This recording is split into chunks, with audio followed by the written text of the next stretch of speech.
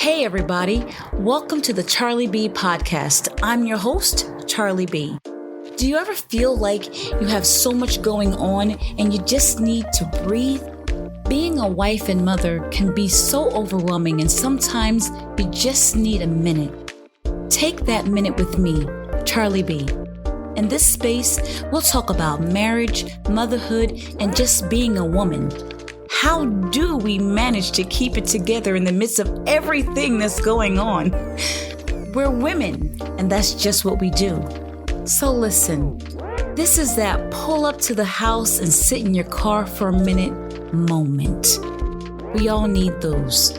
You didn't have to, but I'm so glad you decided to spend that moment with me on the CharlieB Podcast. Let's jump right in. Hello, and welcome back to another episode of the CharlieB Podcast. My name is Charlene, better known as CharlieB, and I am so glad that you took out the time to join me. Tonight, I have yet another very lovely guest. I just want you to listen to the melodiousness. Yeah, I'm going to say that. The melodiousness in her voice. Miss Debi Williams, say hello to the people. Hello, everyone. Good evening. Debi is from my hometown, Burlington City. This series is called Through the Eyes of the Educator. And Debi has been in the field for many years. I'm going to give her the opportunity to introduce herself, and then we are going to jump right in. Take it away, Debi. Okay. Hello, everyone again. My name is Debi. I am an educational assistant at Samuel Smith School in Burlington, New Jersey. I've been there since 2010 or 9, and it's not because of money. It's because of the love of the children. And basically, I just want to make an impact in their lives at an early age. And prayerfully, I hope I've done that so far as we look forward to a brand new school year, new children, new ventures. I believe in God to make it a great year for the children and for the staff. So if you haven't heard it today, if nobody's ever told you, I just want to say thank you for choosing to be an educator with a good attitude and choosing to do it because you love the babies. Right. Audrey, my baby girl, had the opportunity and the pleasure to, go to school at Samuel Smith where you are. And I'm telling you, I don't believe a day went by that she did not come home talking about how much she loved Miss Debi. We had fun. She had fun. Loved every day. Miss Debi. We had fun. So and we hated to see her move on. I know. And you know what? It was very difficult because where she went, it was like night and day. So what made you, let's start here. What made you want to get into education? And then you said at a young age, that's the toughest time, if you ask my opinion. Well, I started out providing childcare in my house. And my goal was I wanted to provide a spot where parents didn't have to worry about their children. Because, as you know, as a parent, one of the worst things that can happen is you have a child and then you have to return to work and you don't know where your child is going to go. Amen. Back in the day, you had grandmoms, aunties, moms that would stay with your kids. But now, that's hard to come by. So I opened up my doors and I made a promise to myself and to the Lord. I'm not going to overcharge people. And I want people to feel that their children are in a safe environment, and I'm going to help them as much as I can. So I started doing that, and I charge people $50 a week. Now, you have not heard of that in a long time. Where they do that? $50 a week. But It was wonderful. And I had, at one time, maybe 7, 8 kids. Yeah. And then what I would do, I would hire some of the younger kids from my church to work with me, to give them an opportunity to see what it would be like to have a job, and especially the kids who showed an interest in taking, you can see the kids are like to mother the other kids. Yes. So we had a good time. So we would do Mondays would be our chill day because you had a long weekend. Right. Tuesday, we would go to the library. Wednesday, we might go to the park. Oh, like, wow. I tried to make it interesting and fun. And then it came to a time where I realized I'm really not making any money and I can't provide what I needed to provide. So I had to make the ultimate decision to find a job. And I applied for the job at Samuel Smith, not really knowing what it was. Right. I just knew it was in the school. And they hired me. And I was sad to leave my kids because I named my little spot, It Takes a Village. Oh, that's we good. We were family. We really were. Yes. And I've been at Smith School ever since. And I love it. I love it there. As I said before, it's not about money. Right. It's truly not about money because teachers are underpaid and overworked. But it's rewarding to see a child or hear a child come to you and say, Miss Williams, I love you. Aww. That's worth any dollar bill that you could ever get than to have a kid write you a note and say, I love you, or you're the best. And I keep them. So when I first started, those kids are now juniors in high school. Wow. Yeah. Wow. I love, you said that you started in your home. Audrey is now, God help me, she's a senior. She just started her senior year, September. She'll be a senior. But now she is the helper to the woman that used to babysit her. Wow. Auntie Sean's kids. Wow. So Sean Dawson, who's a dear friend who babysat Clarence and then babysat Audrey. Audrey is now her little helper. Wow. And getting paid for it. So it's like full circle. Yes. Full circle. And you said you see the kids that take an entrance, and that's so important. Because if it's not something that you enjoy, it's something that you're interested in, you're going to hurt the kids. Right. Because it's not going to be pleasurable at all. Exactly. And one of the things that I wanted to ask you is, do you have children of your own? No children of my own that I birthed. Right. But I did help to raise my sister's children. Okay. She was in a time of her life where she needed me to step in. Right. So I didn't have any other choice. And I was afraid and I cried many a days. But then as they began to get a little bigger, you could see, okay, this is worth it because they needed somebody to step up at that time. And now they're all grown. They have their own children.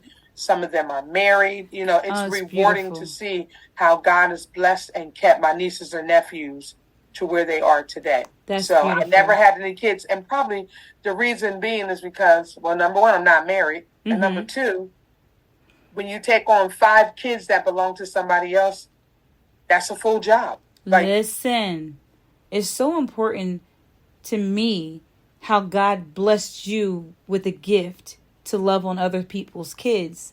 What do you think allowed you to know what each kid needs? I think about my mom who had 7 kids of her own, then raised 100 other people's kids. But she knew what every child needed. It takes a special person. If I can really be very honest, Charlene, as I look back today, I feel like there are certain things that I missed because they were dropped into my lap.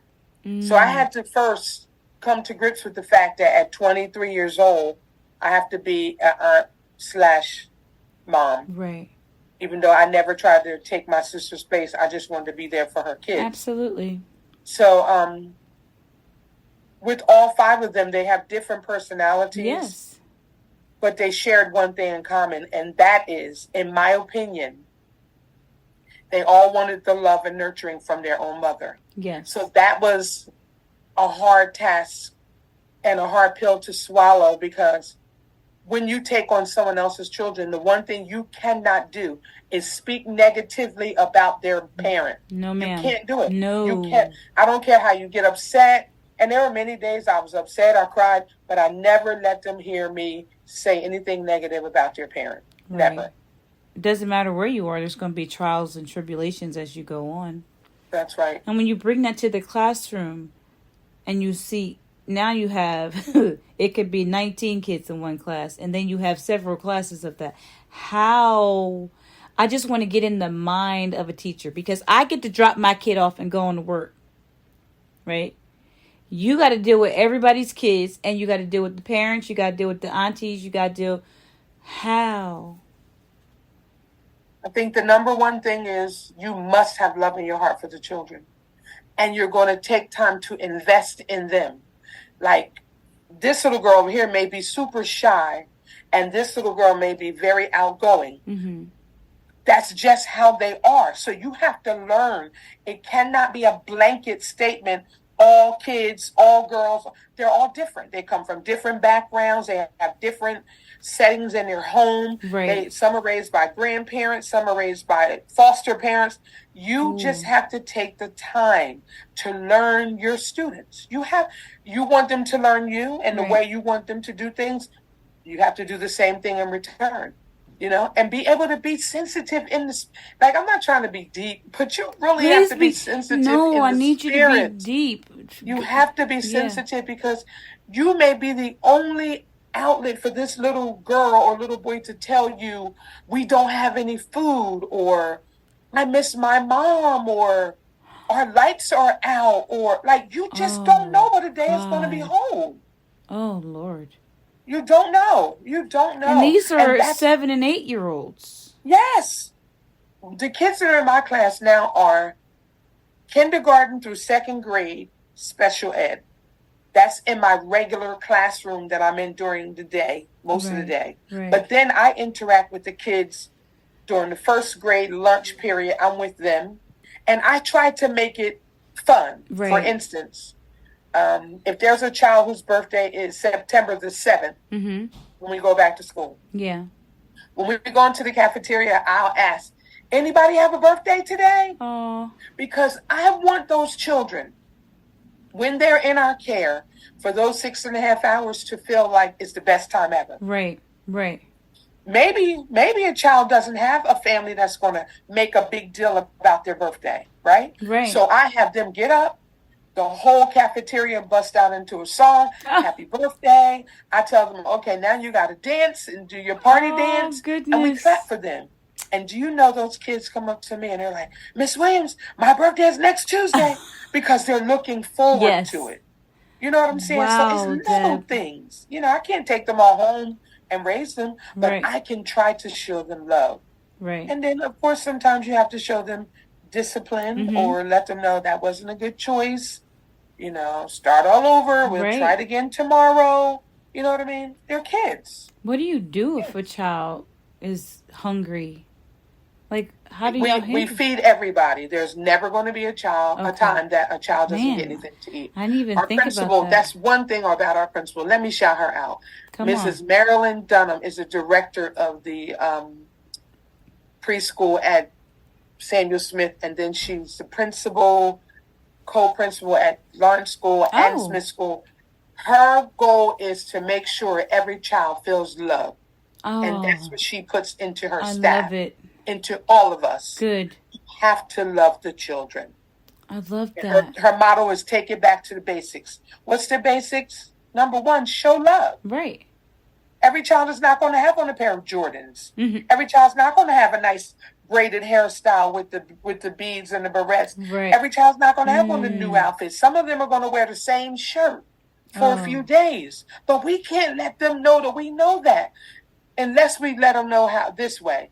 We take them to the nurse and we say, Nurse, do you have an extra shirt here? Because I want this princess to get a new shirt. You don't know how that makes the child feel. Wow. Yes. Oh my gosh. That's Working in the school is a ministry. It really is a ministry. I wish every school, every district, and all educators felt the same way as you all do. It's unfortunate, Char, but not everybody is going to feel that way. I look at it like this. I'm responsible for the little people that come into my life every single day. Yeah. And I pray that there's others. Well, I know in our school, we have teachers that will go over and beyond for these children. And some of them get no credit for it from the outside world. Right. Because if a parent is upset with something, then they'll make a general statement. I hate them at that school. Oh. We don't take offense to that. Right. What we try to do is find out what's the issue. How can we help you? Because clearly it's not about me. Something's going on. Okay. Exactly. That was going to be my next question. When you know that you're pouring into little Johnny, but little Johnny's mother or father or mother and father don't see you're pouring in. How do you just said it, but I'm just trying to figure out the depth of how do you handle that situation? I feel the best way to handle that situation is to remind the child just how special they are. Yeah. Keep doing it over and over and over, because eventually they're going to tell their mom and dad. Miss Williams gave me stickers. Miss Williams brought me, because I'll ask the kids in our class, what's your favorite snack? And they say Goldfish, Doritos, Takis, which I hate, but they love them. And I'll get that for them. Me and the teacher that I work with will get it when they do something great, because we feel like as much as you give a detention or take away this or take away that, rewarding should be at the same level. Absolutely. So we're going to go, and I might be tired because I'm working 2 jobs, but I'm going to go to that store before I go home and get that bag of Oreos, because they're waiting for it in the morning. Who's funding that? We fund it ourselves. It's coming out of our own pocket. Wow. And we don't care. We don't care. Oh, goodness. We don't care, no. They're worth every bit that we spend on them. And back to my principal, I saw her give out $100 gift cards to all the preschool parents at Smith School. Oh, to ShopRite. My goodness. During the pandemic, we were at the school in the foyer part with groceries donated for our parents. Bags and bags and not stuff that people don't want in their cabinet. Come on now. I'm talking about premium stuff that you want. Pancake mix, cereal, pasta, sauce, and we bagged up hundreds of groceries for I don't know how many times for the people in Burlington. Thank you, Lord. Wow, Deb, that's amazing. Yeah. Our school should be called Samuel Smith School Ministry of Hope, Love, and Learning. For real. Oh, man. And we get that from our top. I'm telling you, our principal, Mrs. Dunham, and our vice principal, Mrs. Brown, they believe in our community. They do. Man, I love that. That is unheard of from a lot of other districts. Burlington City is tight-knit. Don't go that way. You have to be there. You can't teach these kids and act like you don't care about their community. And how they going to learn if they hungry? Tracy's son passed, and they had a service at the school. Whose son? Tracy Timbers Ballard. Oh, Lord. When her son Quay passed, his service was at the school. I heard. And it was beautiful. And when I first got there, the whole Burlington City Board of Education, including the superintendent, Dr. Russell, was sitting there. How much more can you be in your community than to be there when they need you the most? That's my hometown. I don't need you to just be there when you think the news is coming or you're going to get an accolade, but be there in a time of sorrow. Right. And just to encourage that mother and her family to let them know we're by your side. Wow. That's phenomenal. That's not just, first of all, when my sister Tony told me the baby's service was at the school, I was like, where they do that? Right. And she texted me and she said, can you ask them, can we have the service at the school? I said, wait, I'm gonna get right on that. What? And they said, absolutely. Absolutely. That is all right with me. Do you know what's written in that? Community love. And that's what we need. That's what we have in city. That's right, because we know how to come together for each other. We always been tight. And that's the truth. Yeah, even as kids growing up throughout my life, throughout all the years, city has been tight. That's right. And say what you want about Burlington City. That's right. We tight. Because if I needed something to eat and Miss Audrey was cooking, I could get something. If I needed something to eat and Miss Marsha was cooking, I could get something. Still if today. I needed something to eat and Mrs. Braswell was cooking, I could get something. It was never, if you needed a prom dress, Miss Bessie was going to make it. Right. It was always somebody doing something for somebody. Some way, somehow. And I remember you talked about Deshawn and growing up with her. I was on listening to her cracking up because you to Deshawn was like me to Dana. I lived at their house. Oh my God. 95% of the time, their parents raised me. I'm part of who I am today because of my relationship with the Crump family. Because of the Crump family. No doubt. Miss Sand, I'm telling you, the habits that I saw, and like I said, Sister Mac was doing her holy thing too. Mm-hmm. But Miss Sand, some things that I saw her do in her home with her children, I do to this day. Mm-hmm. Don't you thank God for divine placement? Come on now. Because he knows what we need before we even think about it. So it's like, all we got to do is surely I wasn't thinking about him. Acknowledge him. He'll tell us which way to go. The reason why we have problems is because we start doing it on our own. But if we just acknowledge him, Lord, where would you have me go today? Come on. Lord, who would you have me bless today? Do what you're doing. It would make it easier. And it ain't easy for me because I can get in my own head and mess things up. Uh-huh. And he just reminded me the other day, I got you. I promise that I'm going to take care of you. Didn't I say I got you? Yeah. You're right. Yes. You're right. Debbie, relax. He got this. You're going to be fine. Sometimes I figure out my own plans and I'm going crazy. Okay, what I'm going to do, how I'm going to do this, what I'm going to do. Then I say, you know what, Lord, what do you want me to do? And he's sometimes all he wants us to do is take I've been waiting for you to ask. He already knows. I'm talking about next year in December. And he's like, no. I want you to focus on today. Bring it back. August the 10th. You're going too far. How about that? You bring it. Yeah, bring it back. You done went too far. In the school system, what is the toughest part for you to deal with? The toughest part, in my opinion, is feeling like you can't reach a child. Oh, I can't even imagine. Or like you failed a child. Some kids are facing so much, it's hard to crack the whip to or get into their psyche, and you don't want to push it. And then if kids have been through trauma, or you just don't know what they live under. You know what I'm saying? Yeah. So every day is something different. Every single day. And that's why if I don't say anything else to the parents that are listening, come on. I want to say, make sure when you take your kids to school and like they get up in the morning, they're preparing for their day, don't argue and fuss. Don't let them leave home angry, because it's going to color the rest of their day. Yep. So, and I'm not saying, of course you're going to say, get up, turn off that game or get dressed. But I'm saying some kids have been beat down before they walk out the door. Oh, man. That hurts. Or another thing, make sure they get good rest the night. The best mornings start at night. Make them go to bed at a decent hour so that they're fresh in the morning and Debbie, not tired. Bedtimes they don't exist anymore. Right, and it's sad. Bedtimes don't exist anymore. We had a little boy that tried to sleep in our class maybe the first 2 hours. Knocked, like, on the desk like this, knocked out. Wow. And we would say, honey, you can't sleep. You have to wake up. But then how can we make them wake up if they're dead tired? Right. They're not going to learn. Right.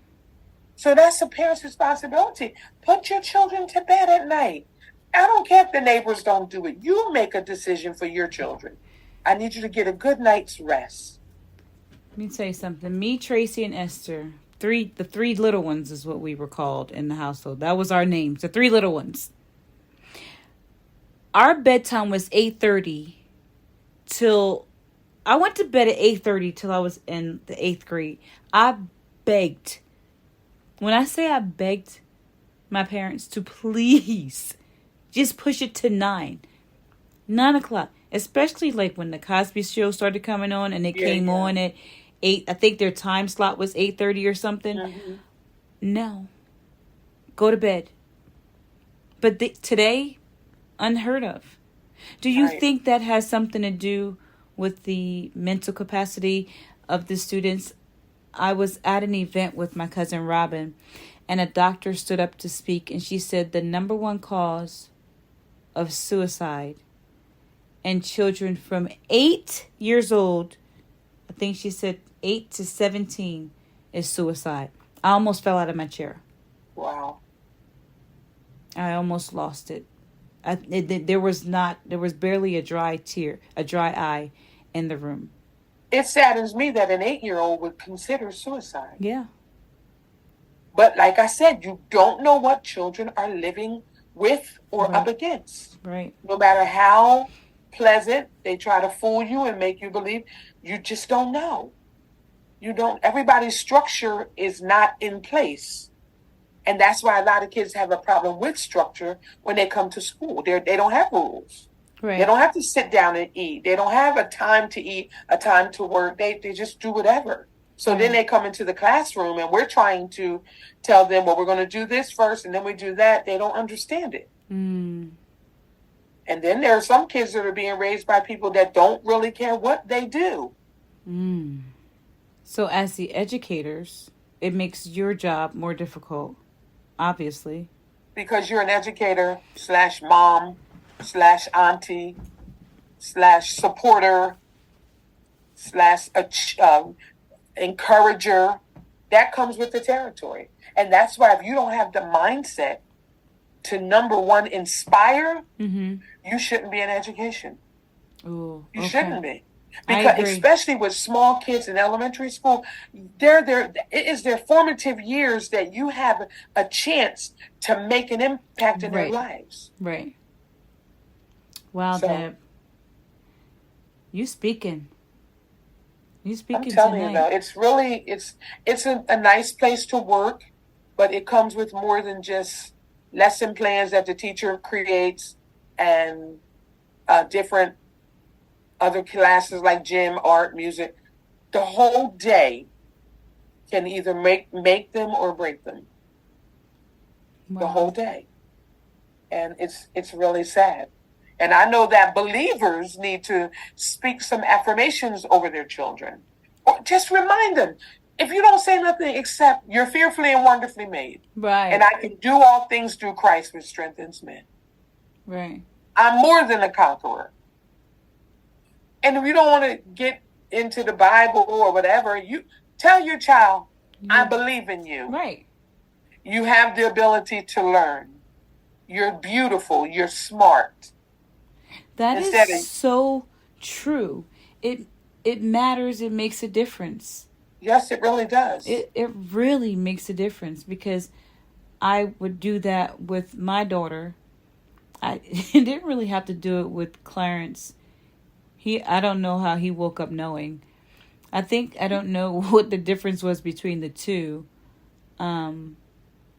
But girls, they tend to get in their own head in their own way, and then they compare a lot. And then Audrey was the most sweetest, soft-spoken young lady. And probably because you knew God had his hands on her for ministry down the line. Yeah. So she couldn't be with all of the kids and do everything everybody else did. Right. She was the standout child, the flower child, to show them, you can be nice. You remember her talking when she was little? Yeah. Oh, do I? Sweetest guy. She thought she was a teacher herself. Because if you remember, I forget her preschool teacher. Oh, I wish I remembered her name. But Audrey wanted to be her helper. She would be like, she'd come home like, those kids in the class, they are just so... And I'm like, you do realize you're one of them. Like, those kids. And she would be sitting with the teachers. Miss K, oh my gosh, what was her name? I could call Audrey and ask her. But she wanted to be with the teachers. She didn't want to be with the kids. But she was helping tie their shoes. And she was helping zip their coats. And she was the little assistant to the assistant at 3. She was born a leader. Yes. And you can't change that. No, you can't just gotta teach it instruct either. her and show her when to use her leadership abilities. You can't teach it, but you thank God for it. Oh, God. Right. You thank God for it. I thank God for not just educators like yourself, but that he know that you could hear about it, but then when you know the person and you're blessed enough for your child to experience it. Mm-hmm. Because where we ended up going, it was a whole different atmosphere. But being at Samuel Smith prepared her for it. Mm-hmm. You know? So you just never know what's next in your life. And you kind of got to roll with the punches. Right. And I'm not saying that the school was horrible. I'm not saying that. It was just different. But she went from, okay, friends, let's sit and let's just have a nice day, to, you better sit down and shut up. Like, wait a minute. That's our word. Okay, friends. What are you do? What are you doing? Why are you speaking to this child? I never had a problem at Samuel Smith. Go to the next school and got to go up there because a teacher is yelling in her face. And I'm like, yeah, we don't yell at her. So surely, sir, you don't get to do it. And sometimes you have to advocate for your child. What? And a lot of times in the I'm that mama. The parents would say, you don't have to like the teacher. You just go up there and get your education. No. No. If they're telling you that there's a problem, you need to investigate to find out if it's really a problem, because it could be. So I'm all for, you're going to teach your children. Mm-hmm. Don't lie to me, and I have your back. Right. If you're telling me something, make sure you're telling me the entire story, because we're going to investigate to make sure everything is going the way it's supposed to go. Absolutely. So. That's so good, Debbie. Why do you think, what do you think, you can't answer that for other districts and other schools. I'm just glad y'all doing what y'all doing. I really am. And that's grateful. What we're accountable for what we're doing at our school. And hopefully when we communicate with other people that work in schools, maybe they will adapt. And that's not to say that all other districts are bad. We're not saying that. No. I'm only accountable for what's going on in Burlington City. You know, and even with being in the classroom, I'm all over the place because I like to talk to everybody. Yes, you do. Other kids know me, even the kids that's not in the class. My principal, I'm sure I get on her nerves, but she promotes a healthy environment for the employees. Right. Because you need that. Absolutely. You know, you can't have a lot of friction and then you want the kids not to feel that. No. We have to be able to get along, and there are people that I work with that I love. I love them. Mm-hmm. We group chat all the time. We've been talking all summer. You know, I miss you guys. I can't wait to get back to work. Aww. You know, so, and you know how people put that post up, go to work and do your job. Those people are not your friends. That's not the truth. It does not have to be that way. We really do love each other. It does not. We really do love each other. And you can. You can. We really do. Because we have one common goal, and that is to be a positive role model for the children, period. And we encourage one another. Do you all pray in school? Say it again. Do you all pray in school? Or are you allowed to pray? You're allowed to pray, but it's not something that you're going to make. Yo, we praying.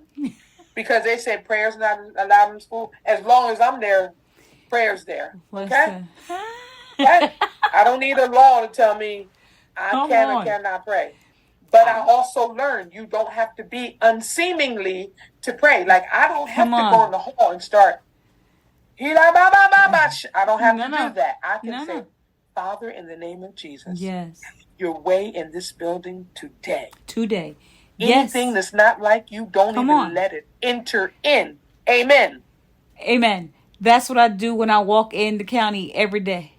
Right. Have your way. You go on before me. Cross around my neck or collar around. I don't got to do that. Collar around my neck. No, just have Jesus on the inside. Every call, every email, everybody that crosses over this threshold, touch, Lord. Touch. That's right. Yeah. Because the light because he's in me, he's there. That's right. You know what I mean? And I bring him with me. I don't go nowhere without him. Right. It's not like we can't bring them with us. That we can put them to the side. No way. No, that's not good. I don't like when people say that. I put my salvation to the side and handle my business. I don't like that. No. He is our business. What? Come on now. This was good, Debbie. I really appreciate you opening up and even giving the parents some advice. I'm going to ask you for some more advice in our closing. And I'm also going to ask you, do you all take donations?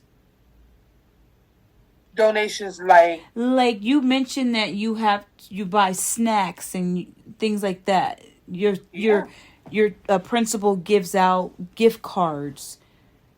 Does the school accept donations? She would take a donation. Yeah. I'm sure I just want to put it out there in the atmosphere that, you know what I mean? Hey, listen, if you want to donate to a cause. Especially if you're a parent to one of the kids at our school, I feel like go ahead. Be in contact with your child's teacher or the office or whatever and just say, I would like to donate. Why not? Let me tell you something that used to annoy me, but I had to pray about it and ask God to help me and forgive me for it.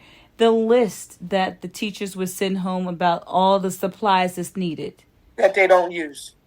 What's up with the list, and is it for all students? Is it for students that may not have? Nowadays, a lot of kids are getting stuff from the school. So the lists aren't as enormous as they were when we were in school. Right. So, when the kids come in, we give them pencil cases, and it has rulers and erasers and pencils and markers and crayons. You know what I mean? Yeah. Sometimes parents just buy stuff because they want to buy it for their child. Mm-hmm. But a lot of times at our school, we're giving the stuff. It's already on their desk when they arrive. Right. When they come on the first day of school, that's already sitting there. So then what they bring from home is extra. Okay. So like if you sent your daughter with tissues, then if every child in the room brought a box of tissues, then that class would have 20 boxes of tissues stored up for when they need them during the cold season or whatever. Right. So the basics are mainly provided. It's just preference of parents that want their kids to have this versus that. Because they're not going to let a child go without. So like if there's a person who can't afford to buy their child pencils, there's no way the child's not going to have pencils. Okay. We're going to make sure they have what they need. Okay. You know what I mean? Got it. Because I used to get the list and be like, well, why I gotta get all this? Why I gotta buy hand sanitizer for the classroom? I don't understand why, but because did when it you every put it all year. Together, we have 12 bottles of hand sanitizer, and we make them use it. They use it daily. When they go outside and come in, they gotta wash their hands. Right. Before they go to lunch, they gotta wash their hands. If they sneeze or blow their nose, they have to use hand sanitizer. So it wouldn't be right for just you to supply all of the hand sanitizer for everybody. But if everybody brings one in, Audrey would have one on her desk. That's hers. You know what I'm saying? Right. Gotcha. But knowing her, she's going to share it with her friend who doesn't have any. Yes, absolutely. And or she's going to say, Mom, can we get 2? She would share her lunch. Because, she would bring leftover dinner for lunch. And it was so funny. That girl used to have rice and gravy. We'd be looking at her lunch like, girl, who made that? One time she had ribs and mac and cheese. Can you tell your mom to send me lunch in the morning, please? We still have kids like that. She's like, Mom, Miss Debbie said, can you send her a rib next time? I was like, you know what? We had a little girl that had pasta salad and 2 or 3 chicken wings every day for lunch. Ooh. And I said, who made that for you? She's like, my Nana. Every day she had pasta salad and chicken wings. And then you have kids that have only snacks in their lunch because the parents let them have only snacks. Doritos, Fritos, and chips, and a juice. Wow. If that's what they want for lunch? Where's the sandwich? I guess they don't like sandwiches. I don't know. God, help us. If kids can't afford lunch, yes, there are some. Do they throw? is it true that they don't, like, I know you said that no kids gone hungry, but is it true that the systems say you got to throw their lunch away, like if they owe a balance or something like that? No, we don't do that. If they don't have money, they're going to eat. Okay.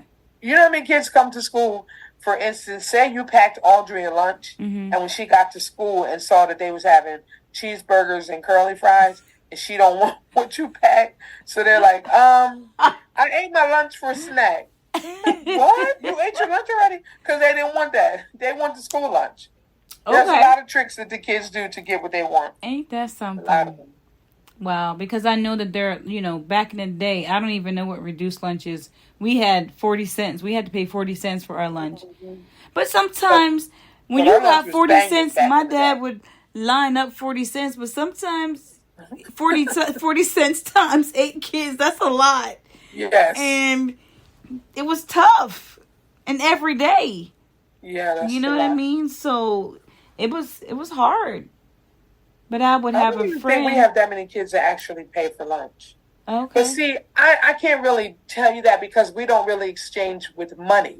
So that's done all online now. You know what I mean? So if Audrey was a payer, you would put money on her. Oh, that's account. right. That's right. We did. So I don't know at lunch if they pay or not. That's because that's privacy. Right. You know what I mean? You don't want, they're free or they're reduced. No, that's nobody's business. So by the time they come to us, we give out the food, and that's it.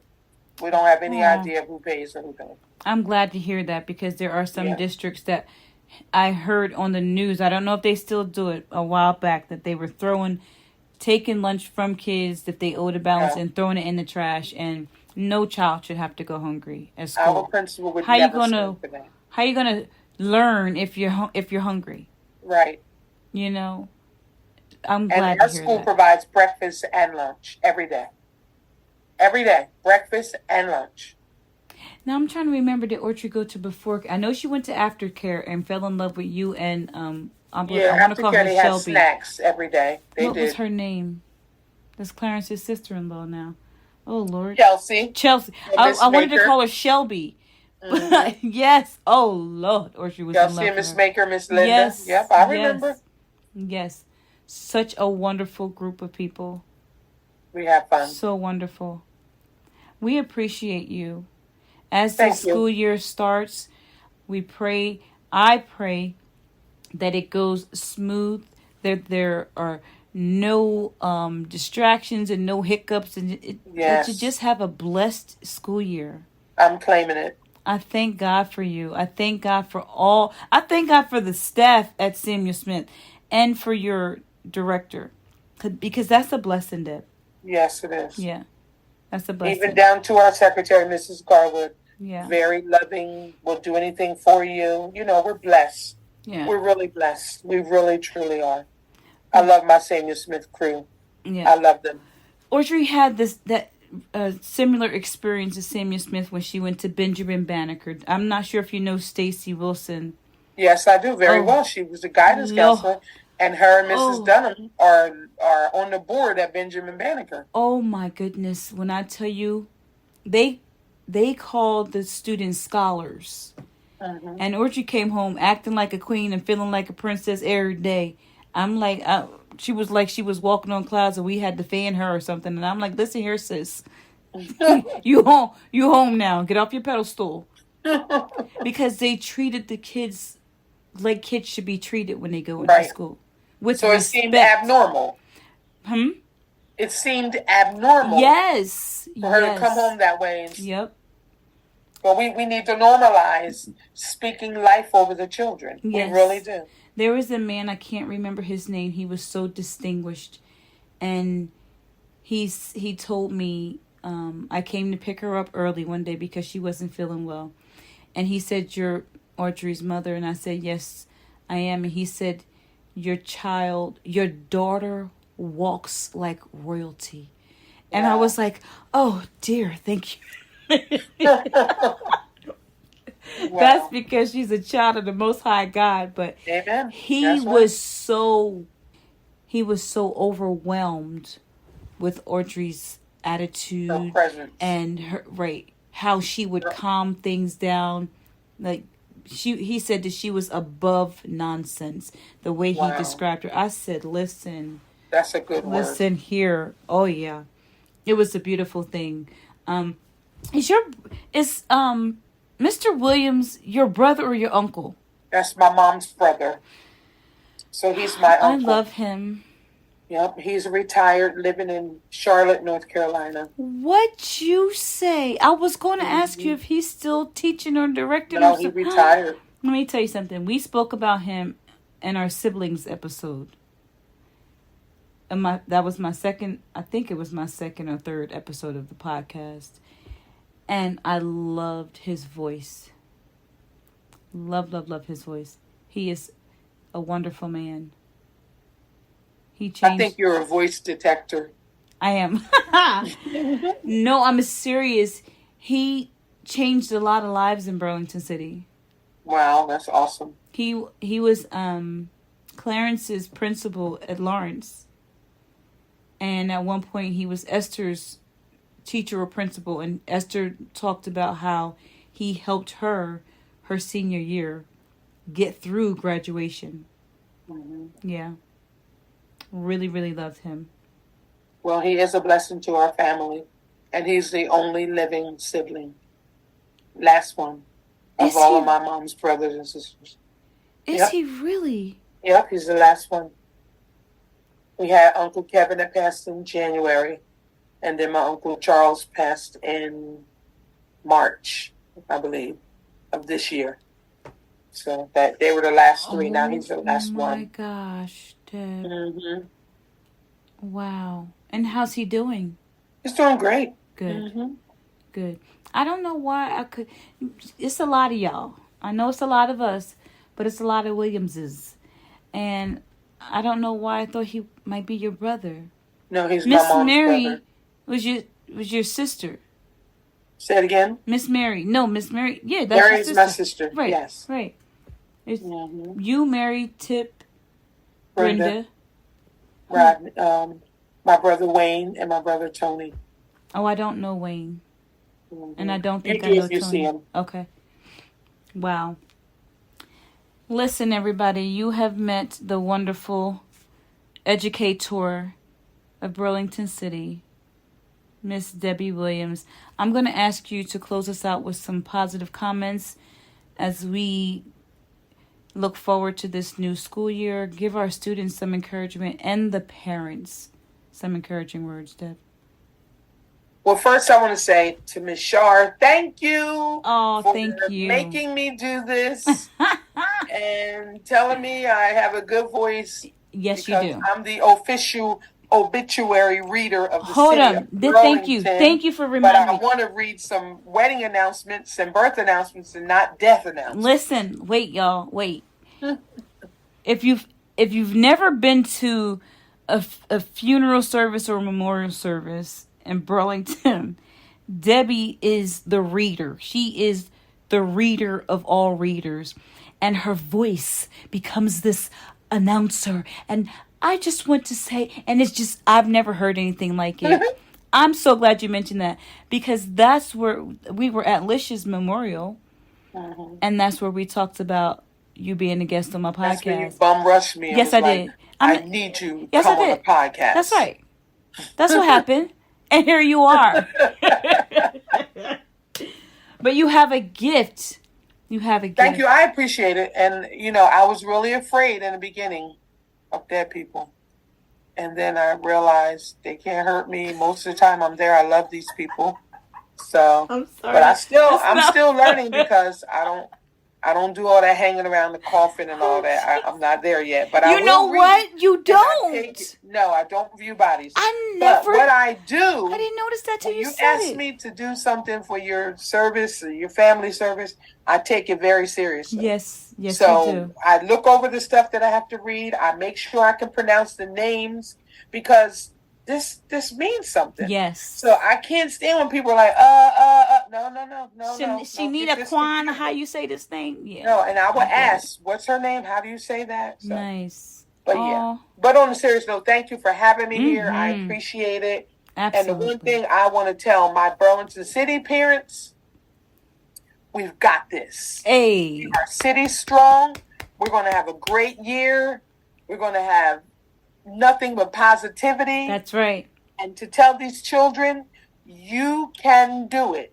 Okay? And we have a song at our school, and it goes, give me a C, C, you got that C, you got that C. Hey. We spell city. Hey, I love it. Ooh. I'm telling you, we just want to encourage. That's all we want to do. Yes. We want to encourage these children that there's more to life than the streets, than trouble. Yes. No, we have doctors, lawyers, come on, preachers, astronauts, architects, whatever profession they desire, they can do it. And it starts at home. What we have to do is be there for one another. If you need help, say so. Yes. Don't be afraid to open up your mouth and say, I need help. If your child needs help, they have different way of learning, they're not understanding, open up your mouth and advocate for your Debbie. Child. Yes. It's okay. In our culture, we look down on special ed. No, it just means they have a different way of learning. That's right. So parents, don't be frustrated. Don't hesitate. Reach out to our principal. She will do anything for you that's in her power. The teachers that I work with, they love these children. They really, really do. I love that. Miss Morgan, Miss Holder, Miss Bob, Miss May. We have so many. Miss Gazzara, Miss Ferrara, Miss Maker, Miss Harris. There's so many teachers that are waiting to have a great year with your kids. So just be positive and know it's going to be great. We're going to have a good year. Ooh, I'm done. I love that. I feel so motivated. Me too.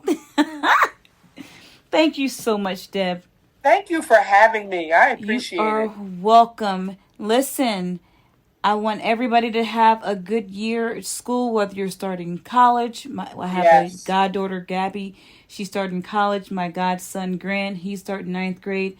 Everybody, make it a great year on purpose. Yes. Wake up, like Deb said, make sure your kids get a good night's sleep. Make sure they get a good breakfast in the morning. Yes. I never yelled or fussed at my kids before school. Nothing would break my heart more than I would be walking Audrey into school and you see a parent dragging their kid. Come on here! Yelling at them, and their poor little legs can barely make it up the walkway. And they're being dragged into school, just dropped off, and now they're that teacher's problem. Teachers are people too. And we need to appreciate them for the job that they're doing with our children. Right. Thank you for who you are. Thank you for what you do. Thank you for what you give. We appreciate you. All right. Thank you so much. Thank you so much for tuning in tonight. Join me next time right here on the CharlieB Podcast. CharlieB out. You're the bomb. This is excellent. I want to come back. Make up something else. To God be the glory. Don't forget to like, share, and subscribe to the show. You can also like my page on Facebook at the CharlieB Podcast. Now, before you get out of the car and go to whatever is next, take a deep breath and remember, this is what you were created for. God gave you a different kind of strength, and whatever it is, you've got this. So again, thanks for tuning in. Really, you didn't have to, but I'm so glad that you did. Join me next time right here on the CharlieB Podcast.